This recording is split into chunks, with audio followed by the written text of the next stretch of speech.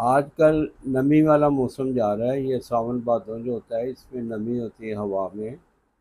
नमी का तनासुर बहुत बढ़ जाता है, जिससे नज़ले के मरीज़ों के लिए, खांसी के मरीज़ों के लिए, सांस के मरीज़ों के लिए परेशानी बढ़ जाती है।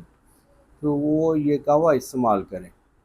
सौंफ 5 ग्राम, लौंग 3 अदद, मुलट्ठी 1 अदद। इन सब को पानी में 2-3 कप पानी में इतना जोश दें कि 1 कप पानी रह जाए।